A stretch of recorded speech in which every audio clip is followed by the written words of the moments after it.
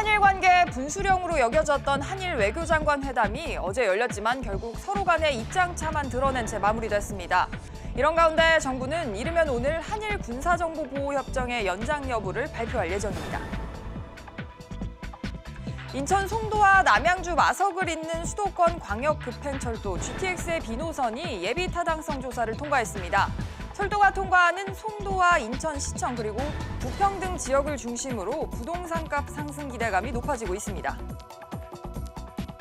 정부가 지난 10개월 동안 시행했던 유류세 인하 조치를 더 이상 연장하지 않기로 결정했습니다. 이에 따라서 다음 달부터는 휘발유와 경유값이 리터당 각각 58원, 41원씩 오르게 됩니다. 페이스북이 방송통신위원회를 상대로 제기한 소송의 1심 판결이 오늘 오후에 나옵니다. 통신사와 협상해서 우위를 점하기 위해 페이스북이 국내 접속 속도를 일부러 떨어뜨렸다는 방통위 판단에 대해 법원은 어떤 판단을 내릴지 관심이 쏠립니다. 이상 이 시각 주요 뉴스입니다.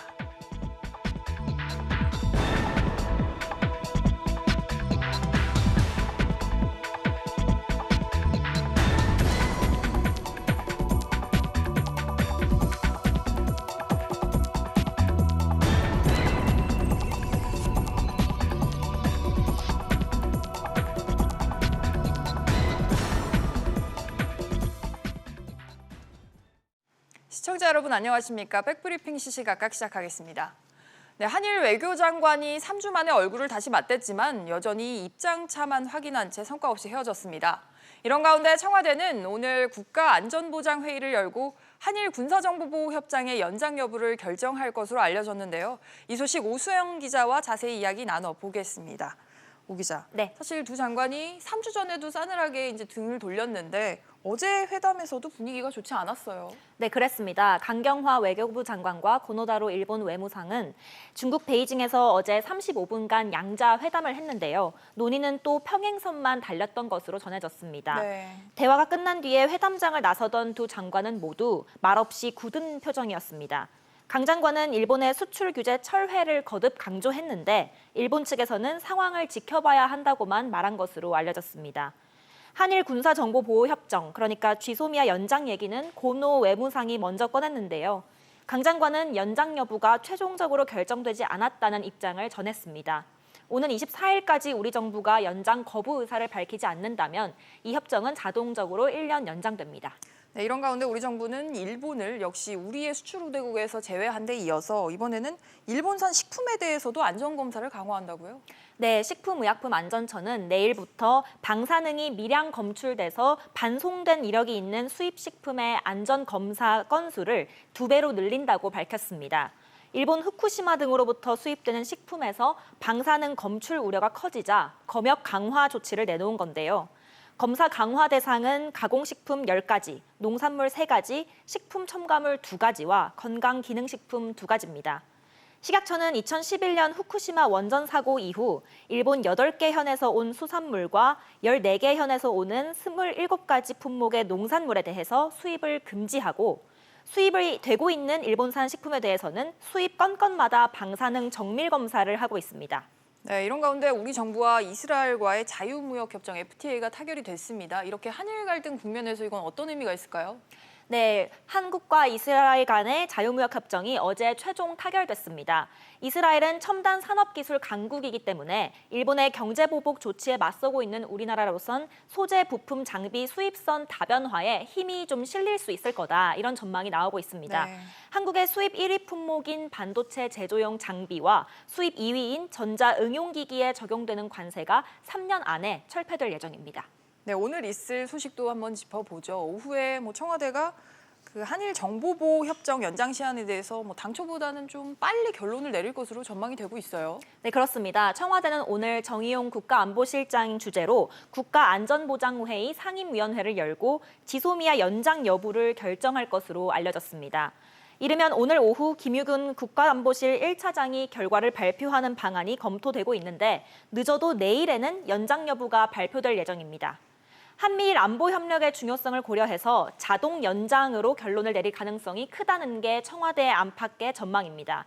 다만 청와대가 이번에 지소미아를 일단 연장을 하기는 하되 당분간은 양국 간의 정보 교류를 제한하는 조건부 연장을 할 것으로 좀 가능성이 높게 점쳐지고 있습니다.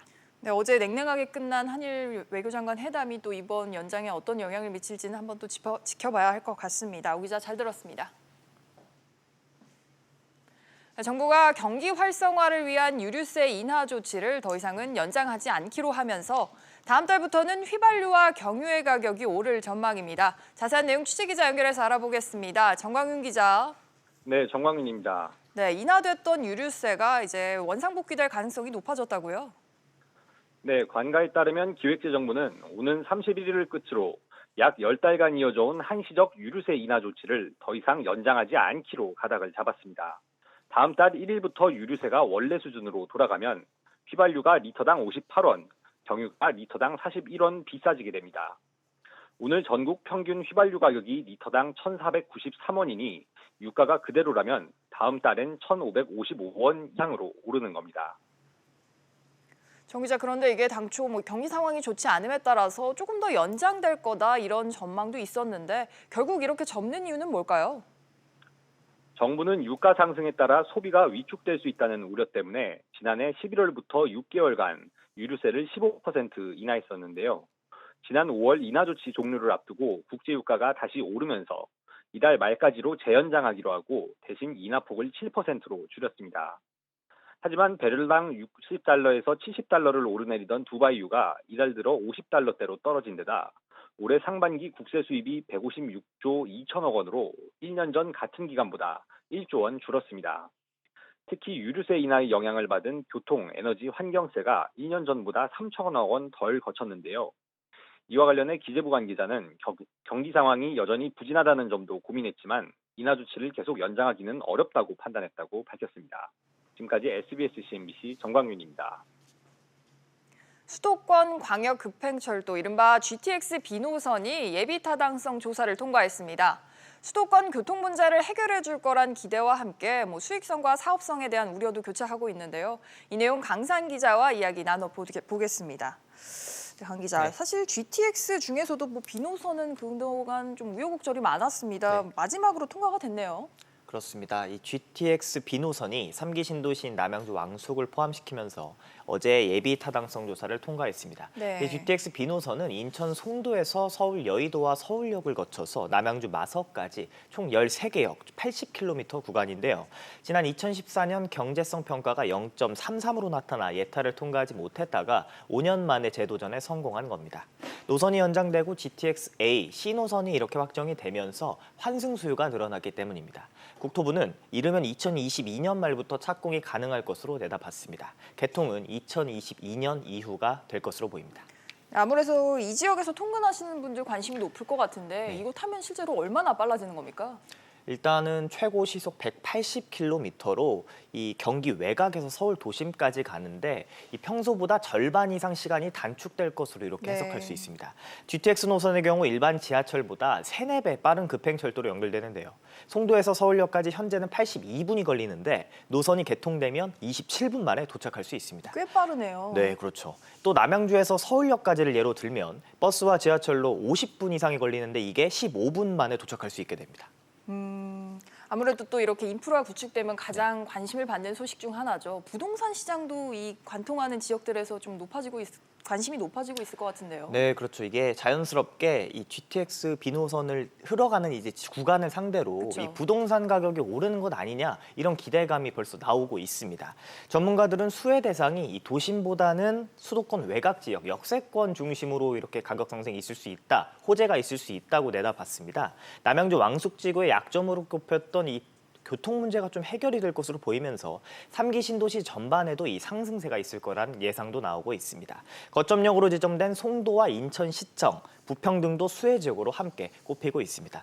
이 부동산 114는 오늘 연말까지 분양을 추진 중인 11,600여 가구가 함께 수혜를 볼 것으로 내다봤습니다. 또 이 불확실성이 해소된 만큼 이 노선이 통과하는 13개역 주변에서 이 함께 빠른 속도로 부동산 매물이 사라질 것이라는 전망도 함께 나오고 있습니다. 그렇군요. 그러면 이제 예타를 통과했으니까 네. 별다른 문제점은 없는 건가요? 일단은 지적사항이 함께 나오고 있는 게 있는데요. 네. 우선 이 개통 속도가 관건이라는 지적이 가장 많이 나오고 있습니다. 개통이 빨라도 2025년 이후니까 실제 교통 개선 효과가 나타나려면 좀 상당한 시일이 걸리는 거 아니냐 이런 지적이 나오고 있는 겁니다. A 노선은 올해 착공에 들어갔고 C노선은 내후년 착공이 예정돼 있는데요. 현재 A 노선이 지하로 지나갈 이 서울 청담동을 예로 들면 일부 주민들은 소음, 진동과 안전 문제로 노선 변경까지 주장하고 있어서 개통까지 주민들의 반발도 함께 고려해야 한다는 목소리 나오고 있습니다. 이 진통 끝에 사업이 추진되고 있긴 하지만 수익성과 이 사업성 악화에 대한 우려도 고민해야 된다는 것도 나오고 있는데요. 이 GTX 사업은 3개 노선을 합쳤을 때 총 14조 원대에 달합니다. 이 막대한 규모라고 해석할 수 있죠. 이 A 노선의 동탄과 서울 강남권 요금이 4천 원 가량으로 될 수도 있지만 여기에 민간 자금으로서 사업을 추진하게 되면 요금은 더 늘어날 수 있게 됩니다. 네. 그러니까 소비자들이 떠안게 된다는 얘기인 건데요. 특히 이번 B 노선은 경제성 확보가 굉장히 중요합니다. 당초 인천 송도에서 청량리까지 노선으로는 비용 대비 편익이 1에도 못 미쳐서 이 경제성에 대해 회의적이었습니다만 이번에 청량리에서 마석 구간을 연장해서 사업성 기준에 충족할 수 있었습니다. 수익성을 높일 충분한 대책이 마련되지 못한다면 고스란히 이 요금을 내는 관점에서 봤을 때는 요금이 오를 수도 있다는 거고 민간 업체들이 사업비 회수를 명목으로 오를 수 있다 이렇게 볼 수가 있습니다. 또 요금이 또 너무 오르면 하는 입장에서는 부담스럽잖아요. 좀 그렇죠. 지켜봐야 할 것 같습니다. 강 기자 잘 들었습니다. 네, 지난달 전국 주택 매매 거래량이 증가한 것으로 집계됐습니다. 민간 택지 분양가 상한제를 앞두고 최근 서울과 수도권을 중심으로 아파트 가격이 꿈틀거리자 거래가 활발해진 것으로 분석이 되고 있는데요. 취재기자 연결하겠습니다. 조슬기 기자. 네, 조슬기입니다. 네, 주택 거래가 다시 늘었다고요? 네, 7월 전국 주택 매매 거래량이 6만 7천 건을 기록해 1년 전보다 5.7%, 전달인 6월과 비교하면 22% 넘게 급증한 것으로 나타났습니다. 지역별로는 서울이 12,000건으로 전달 대비 무려 36% 이상 급증했고 수도권이 3만 4천 건으로 27% 상승했습니다. 지방도 3만 2천 건으로 6월보다 17% 증가하면서 두 자릿수 오름세를 기록했습니다. 특히 서울 집값 상승의 발원지인 이 강남 4구는 한 달 새 주택 매매 거래가 48%나 급증했습니다. 다만 강도 높은 부동산 규제로 최근 5년 평균 기준으로는 7월 주택 거래는 지난해에 이어 두 번째로 낮은 수준입니다. 한편 지난달 전국 전월세 거래 규모는 16만 3천 건으로 작년 7월과 비교해 9.7% 늘었습니다. 네, 그런데 이렇게 주택 거래가 살아나는 모습과는 달리 공급은 여의치 않을 것 같다고요? 이건 어떤 얘기입니까? 네, 통계청 집계 결과 올해 2분기 건설업계 신규주택 수주 총액이 지난해 같은 기간보다 14.2% 줄어든 9조 5천억 원으로 집계됐습니다. 이는 2014년 9조 1천억 원 이후 5년 만의 최저치인데요. 여기에 최근 발표된 이 민간주택 분양가 상한제가 시행될 경우 사업성 악화를 우려한 이 건설사들의 신규주택 수주 기피가 심화될 수 있는 만큼 수주액 감소는 불가피할 전망입니다. SBS CNBC 조슬기입니다. 조정식 더불어민주당 정책위의장이 내년도 예산안을 오늘 내일간 당정 협의를 통해서 확정 편성하겠다고 밝혔습니다. 조 정책위의장은 오늘 국회에서 열린 정책조정회의에서 경제 활력 회복을 위해 다양한 정책 수단을 펴고 또 재정 투자를 적극적으로 확대해야 한다면서 이같이 말했습니다. 그는 혁신 성장을 통한 잠재 성장률 제고 예산과 경제 활성화 및 일자리 창출 예산, 또 포용국가 실현 관련 예산, 국민안전 예산 등을 내년에 중점 반영할 예산으로 꼽았습니다. 미국 연방준비제도가 금리 인하를 결정했던 지난달 FOMC의 의사록을 공개했는데요. 기준금리 인상을 계획하지 않는다는 의사를 표현했습니다.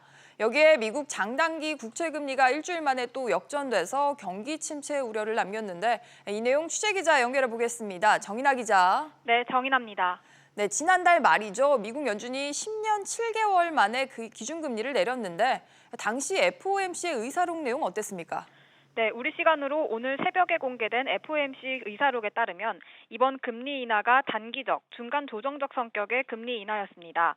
당시 회의에 참석한 위원들은 금리를 조기 인하할 경우 본격적인 경기 둔화 때 중앙은행이 대응할 수단이 없다는 점에서 추가 금리 인하를 계획하지 않겠다는 데 의견을 모았는데요.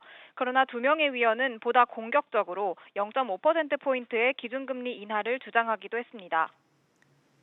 네, 이런 가운데 지난주 수요일에 이어서 일주일 만에 또 미국 국채 장단기 금리가 역전이 됐습니다. 이런 소식이 전해지면서 우리 국내 증시 상황은 어떻습니까? 네, 오늘 새벽 뉴욕 증시 장중 한때 10년 만기 미 국채 수익률이 2년 만기 국채 수익률보다 떨어지면서 금리 역전 현상이 다시 나타났습니다. 그러나 미국의 주요 유통기업들의 실적이 예상보다 높게 나오면서 뉴욕 증시 3대 지수는 일제히 올랐는데요. 코스피는 뉴욕 증시의 영향으로 상승 출발한 뒤 외국인과 기관의 매도로 인해 등락을 반복하며 혼조세를 보이고 있습니다. 11시 기준 코스피는 1956.52로 어제보다 8.13포인트, 0.41% 떨어졌습니다. 코스닥은 615.14로 0.82포인트, 0.13% 줄었습니다. SBS CNBC 정인아입니다. 도널드 트럼프 미국 대통령이 애플의 경쟁자인 삼성전자를 또 한 번 언급했습니다.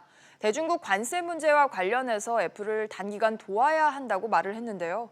이제 트럼프의 조치에 관심이 쏠리고 있습니다. 취재기자 연결해보죠. 정윤영 기자. 네, 정은영입니다. 네, 트럼프 대통령이 애플을 도와주겠다라고 직접적으로 언급을 했네요. 네, 트럼프 대통령은 현지 시간으로 21일 취재진과의 대화에서 애플 경쟁사인 삼성은 관세를 내지 않고 애플은 낸다는 것은 문제라고 말했습니다. 나아가 트럼프 대통령은 단기간 애플을 도와야 한다고 말했습니다. 앞서 트럼프 대통령은 3천억 달러 규모의 중국산 제품에 10%의 관세를 부과하기로 발표했는데요.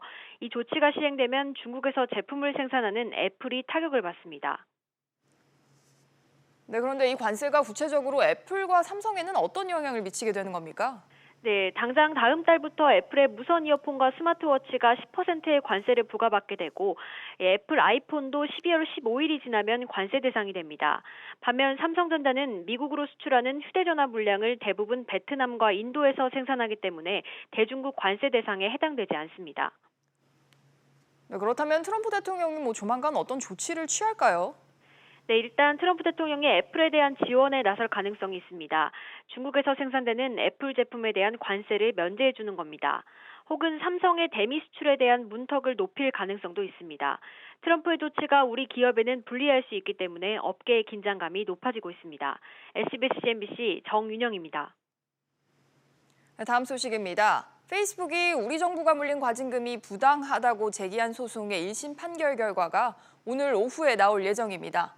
판결 결과는 앞으로 해외 IT 업체들의 망 사용료 협상에 영향을 끼칠 전망이어서 주목을 받고 있는데요. 이 소식 취재기자 연결해보죠. 서주영 기자. 네, 소주연입니다. 네, 오늘 페이스북이 제기한 과징금의 불복 소송 1심 결과가 나오죠. 네, 그렇습니다. 서울행정법원은 오늘 오후 2시 페이스북이 방송통신위원회를 상대로 제기한 시정명령 등 처분 취소 청구 소송 1심 판결을 선고합니다. 페이스북이 정부가 물린 과징금 처분에 반발해서 제기한 소송입니다. 네, 그런데 구체적으로 어떤 이유로 우리 정부가 페이스북에 과징금을 내렸던 건가요? 네, 방통위는 페이스북이 2016년 말부터 2017년 초까지 자사 서버 접속 경로를 임의로 바꿔서 SK 브로드밴드와 LG U+의 이용자의 접속 속도를 떨어뜨렸다고 판단하고 지난해 3월 과징금 3억 9,600만 원을 부과했습니다. 당시 SK 브로드밴드와 망 사용료 협상 중이던 페이스북이 압박의 카드로 일부러 속도를 떨어뜨린 것이 아니냐는 의혹이 제기됐었습니다. 페이스북은 2달 뒤 과징금 부과에 불복해서 행정소송을 제기했는데요. 이후 1년 3개월 동안의 법정 공방 끝에 오늘 1심 판결이 내려집니다.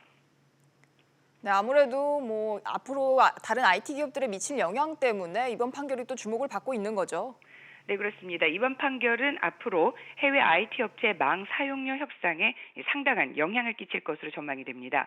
만약 방통위가 이기면 서버를 해외에 둔 글로벌 콘텐츠 제공업체들도 국내 이용자의 원활한 접속에 대한 책임을 피할 수 없게 됩니다. 또 정부가 추진 중인 망 사용료 가이드라인 제정에도 여파가 미칠 것으로 보입니다. 그간 유튜브, 넷플릭스 등 해외 IT 업체는 국내 통신사 망 사용료를 거의 내지 않아서 매년 수백억 원을 내고 있는 네이버나 카카오 등과 차별받고 있다는 지적이 나왔습니다. SBS CNBC 서주연입니다. 상생형 지역 일자리 1호 모델인 광주형 일자리가 노동이사제라는 새로운 문제에 부딪혔습니다. 광주형 일자리가 시동은 걸었지만 출발하기까지 과정이 쉽지는 않아 보이는데요. 이 소식 취재기자 연결해 보겠습니다. 권세욱 기자. 네, 권세욱입니다. 네, 광주시가 광주 일자리에 합작법인의 노동이사제를 도입하는 방안을 검토하고 있다고요? 네, 광주시는 노동계가 추천한 인사를 이사로 선임하는 방안을 논의하고 있습니다. 대주주인 광주시와 현대자동차, 광주은행이 추천한 이사 3명 외에 노동계 몫으로 1명을 추가하겠다는 겁니다. 노동계는 현대차 출신의 전 임원이 반노동계 인사라며 이사 선임을 반대하고 있습니다. 또 광주형 일자리가 노사 상생 모델이지만 현재 구조로는 노동계 입장을 반영하기 어렵다며 반발하고 있습니다. 이에 따라 이사진의 노동계의 목소리를 낼 수 있는 인사를 포함해야 한다고 요구하고 있습니다. 한국노총 광주본부 의장이 지난 20일 열린 법인 총회에 불참한 것도 이런 이유입니다. 네, 당장 광주시나 현대차 입장은 어떻습니까? 광주시장은 노동계 반발을 의식해 이사진 선임 완료를 늦췄습니다. 또 노동계의 의견을 들어 이사진을 선임하겠다는 겁니다. 상황이 이렇자 경영계 일각에서는 노동이사제 도입을 우려하는 목소리가 나오고 있습니다. 대립적인 노사관계에서 도입하기에는 아직 이르다는 겁니다. 현대차 측은 이사 선임 문제가 협의를 통해 원만히 해결되기를 바란다는 원론적인 입장입니다. 한편 광주시는 이사회와의 협의, 노동이사제에 대한 공론화를 통해 의견 수렴을 할 예정입니다. SBS CNBC 권석입니다. 네, 금리 연계 파생 결합 펀드 DLF의 대규모 손실 우려가 커지면서 금융 소비자를 보호해야 한다는 목소리가 커지고 있습니다. 현재 국회에 계류 중인 금융소비자보호법을 하루빨리 통과시켜야 한다는 건데요. 이 소식 취재기자 연결하겠습니다. 김성현 기자. 네, 김성현입니다. 네, 먼저 금융소비자보호법이 어떤 법인지부터 전해주시죠. 네, 금소법은 위법 계약 해지권과 징벌적 과징금 등이 포함돼 있어 고위험 상품을 판매할 수 없게 하는 법인데요. 금융상품 판매 원칙을 모든 금융업과 판매 채널에 동일하게 확대 적용하는 게 주요 내용입니다. 현재는 금융소비자가 입증 책임을 져야 하지만 법이 시행될 경우 금융상품에 대한 소비자가 입을 피해를 줄일 수 있다는 장점이 있습니다. 다만 금소법은 3년 넘게 국회에 계류 중으로 통과 시점은 아직 정해지지 않았습니다. 네, 들어보면 금융 소비자를 위한 법인 것 같은데 이렇게 오랫동안 국회에 계류 중인 이유는 뭡니까? 네, 금소법이 필요하다는 공감은 있지만 구체적인 논의가 이루어지지 않았기 때문인데요. 지난주 국회 정무위원회 법안소위위원회에서도 금소법은 논의되지 못한 상황입니다. 지난 4월 법안소위에서 이견 없이 논의가 오간 이후 원칙적인 공감만 있었을 뿐 구체적인 논의는 없었습니다. 다음 달 국회에서 법안소위가 열릴 것으로 보이지만 금소법 통과 여부는 불투명한 상황인데요. 일각에선 금소법이 통과되더라도 실제 적용에 시일이 걸리는 만큼 보다 구체적이고 실질적인 소비자 보호 법안 추진이 필요하다는 지적이 나오고 있습니다. SBS CNBC 김성현입니다. 식품의약품안전처가 식품위생법을 위반한 홈쇼핑과 PB 제품, 그리고 프랜차이즈 원료 제조 식품업체 5곳을 적발했다고 밝혔습니다. 식약처가 지방자치단체와 함께 1천여 곳을 조사한 결과 표시기준 위반 또는 품목 제조 보고를 보고하지 않거나 건강진단을 하지 않은 3곳을 적발했습니다. 식약처는 이들 업체에 대해서 관할 지자체가 행정처분 등의 조치를 하고 3개월 안에 다시 점검해서 개선 여부를 확인할 예정입니다. 관련형 전자담배를 사용하는 흡연자 10명 중 8명은 일반 담배를 함께 사용한다는 조사 결과가 나왔습니다. 보건복지부가 전국 20세부터 69세까지 흡연자 1,530명을 대상으로 조사를 진행한 결과 관련형 전자담배 사용자 가운데 일반 담배를 동시에 사용하는 경우가 80.8%로 나타났습니다. 이들의 하루 흡연량은 17개비로 한 종류의 담배만 피는 사람보다는 일일 평균 흡연량이 더 많았습니다. 증시 상황입니다. 현재 국내 증시 하락세를 보여주고 있습니다. 코스피가 0.45% 하락세로 1955포인트 보여주고 있고요. 코스닥 역시 0.27% 내림세를 보이며 614포인트로 내려왔습니다. 오늘 눈에 띄는 종목들 함께 살펴보시죠. 오늘은 삼성전자부터 보도록 하겠습니다. 지금 삼성전자가 미국 인텔에게 세계 반도체 매출 1위 자리를 내어줬는데요. 여기에 더해서 트럼프 대통령이 지금 삼성전자를 거론했습니다. 자국 기업인 애플의 경쟁사인 삼성전자가 관세를 내지 않는 게 문제다. 이러면서 애플을 단기간 돕겠다 밝혔는데요. 삼성전자 현재 1.35% 내림세를 보여주고 있고요. 마찬가지로 반도체 매출이 감소한 SK하이닉스 역시 1.85% 내림세 보여주고 있습니다. 그런가 하면 5G 관련주인 KMW는 상승세입니다. 정부가 5G 등 신산업에 4조 7천억 원 투자 계획을 밝히면서 오늘 3.89% 좋은 흐름 가져가고 있습니다. 네이버 역시 상승세인데요. 미국 에퀴닉스와 손을 잡고 글로벌 클라우드 비즈니스 확장에 나선다고 합니다. 현재 1.36% 오름세를 보이며 14만 9,500원에 거래되고 있습니다. 마지막 종목으로 남영 비비안 보도록 하겠습니다. 한때 경영권 매각설의 신고가를 경신하기도 했었는데요. 경영권 매각과 관련해 아직 결정된 사항이 없다는 공시가 나오면서 오늘 13% 크게 빠졌습니다. 지금까지 증시 상황이었습니다. 오늘 오전 뉴스 마칩니다. 여러분 고맙습니다.